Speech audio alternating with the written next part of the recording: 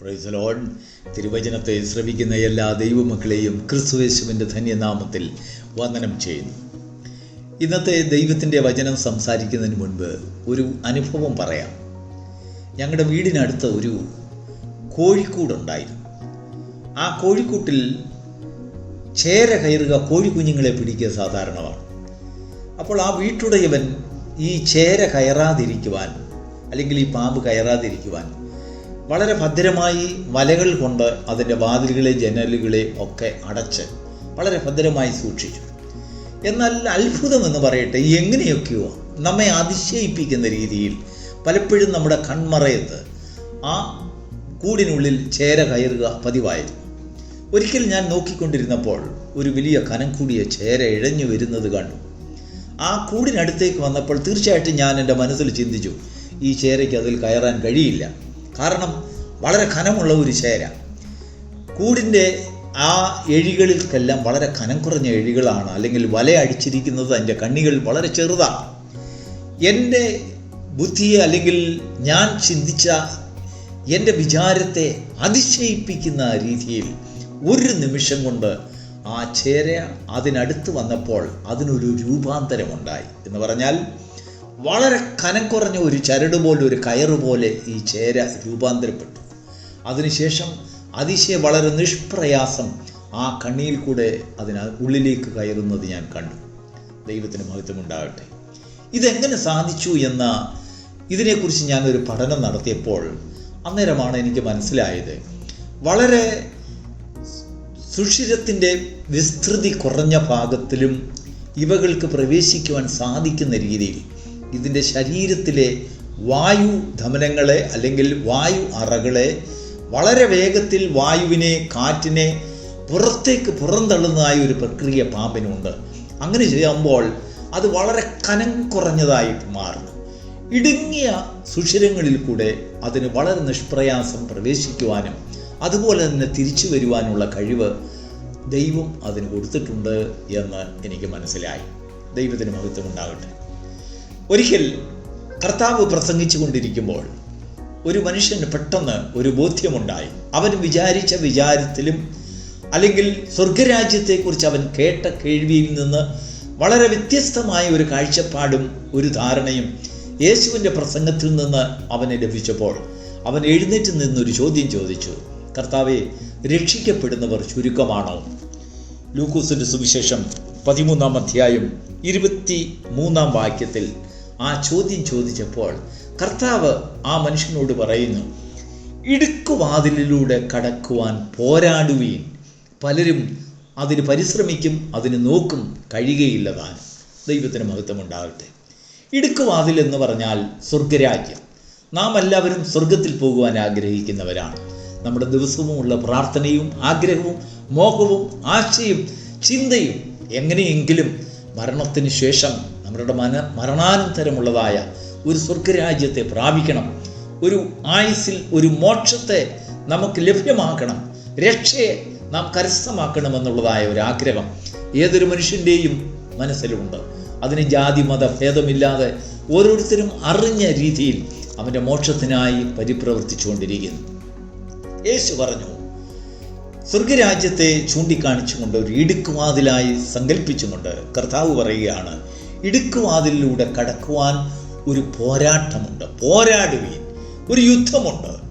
ആ യുദ്ധത്തിൽ ജയിച്ചെങ്കിൽ മാത്രമേ നിനക്കതിൽ കൂടെ കടക്കുക. എന്ന് പറഞ്ഞാൽ ആ ഇടുക്കുവാതിൽ നിന്നെ കടത്താതിരിക്കുവാൻ നിന്നെ തടസ്സം ചെയ്യുന്നതായ ചില ശക്തികളുണ്ട്.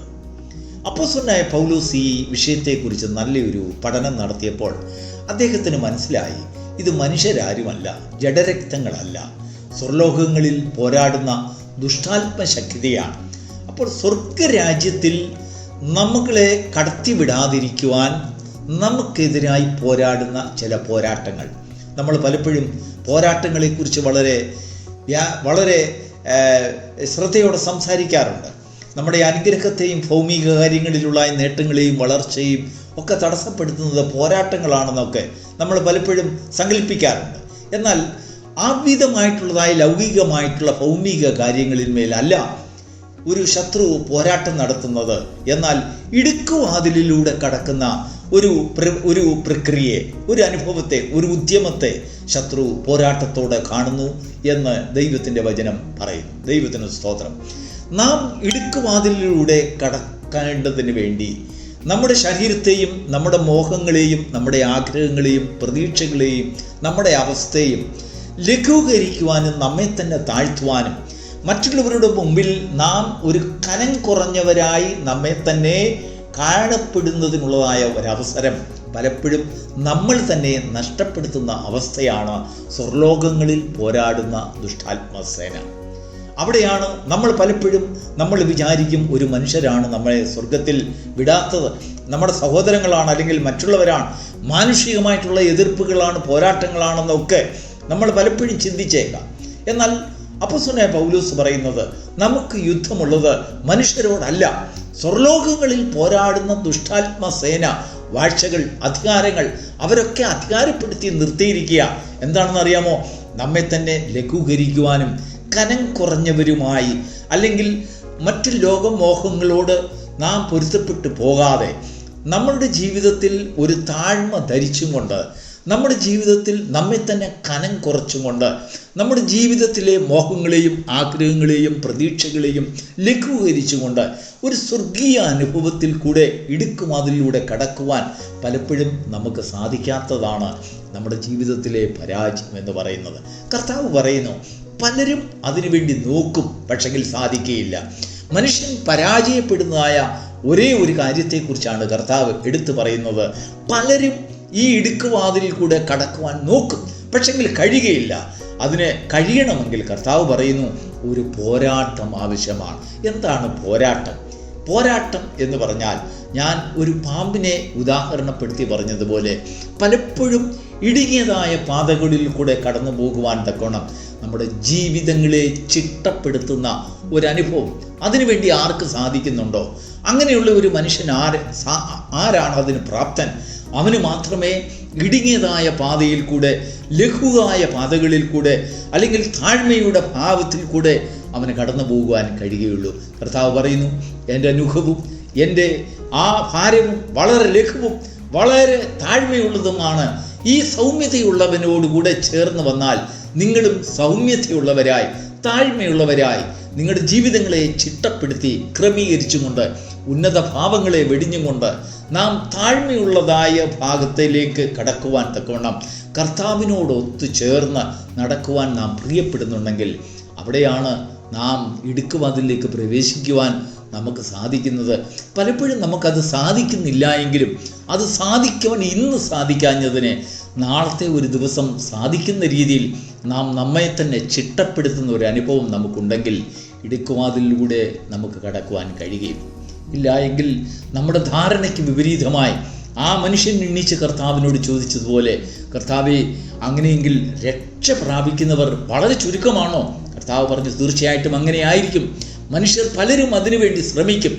നമ്മുടെ ജീവിതത്തിൽ ഉള്ളതായ ശ്രമം ഇടുക്കുവാതിലൂടെ കടക്കുവാൻ നമ്മെ തന്നെ പാകപ്പെടുത്തുന്ന ഒരു അനുഭവത്തിലേക്കുള്ള ഒരു ഉദ്യമമായിരിക്കട്ടെ. ഈ പ്രഭാതത്തിൽ ദൈവത്തിൻ്റെ വചനം കേൾക്കുന്ന പ്രിയപ്പെട്ട ദൈവമക്കളെ, ജീവിതത്തിൽ നമ്മെ ഇടുക്കുവാതിലൂടെ കടക്കാതിരിക്കേണ്ടതിന് നമ്മെ തടസ്സം ചെയ്യുന്ന അനേക ഉന്നത ഭാവങ്ങളും അനേക പോരായ്മകളും അനേക മോഹങ്ങളും അനേക പ്രതീക്ഷകളും ആഗ്രഹങ്ങളും നമ്മുടെ ജീവിതത്തെ ചീർപ്പിക്കുന്ന ഒരു അനുഭവം നമുക്കുണ്ടെങ്കിൽ ഇടുക്കുവാതിൽ കൂടെ കടക്കുവാൻ നമുക്ക് സാധിക്കുകയില്ല. അനേക കഷ്ടങ്ങളിൽ കൂടെ, ഉപദ്രവങ്ങളിൽ കൂടെ, അനേക പരിഹാസങ്ങളിൽ കൂടെ, അനേക പ്രയാസങ്ങളിൽ കൂടെ ഈ ഇടുക്കുവാതിൽ കൂടെ കടക്കുന്നതാണ് രക്ഷ എന്ന് പറയുന്നത്. അതിൽ കൂടെ കടക്കുവാൻ പലരും ശ്രമിക്കും, സാധിക്കുകയില്ല താനും എന്ന് കർത്താവ് പറയുന്നു. നമ്മുടെ ജീവിതത്തിൽ അസാധ്യങ്ങളെ സാധ്യമാക്കി തീർക്കത്തക്കവണ്ണം നമ്മുടെ ജീവിതത്തെ ക്രമീകരിച്ച് ക്രമപ്പെടുത്തുവാൻ ഈ പ്രഭാതത്തിലെ തിരുവചനം നമുക്ക് സാധ്യമായി തീരട്ടെ. രക്ഷ നമുക്ക് അത് സാധ്യമാകുന്ന ഒരു കാഴ്ചപ്പാടായി തീരട്ടെ. God bless you.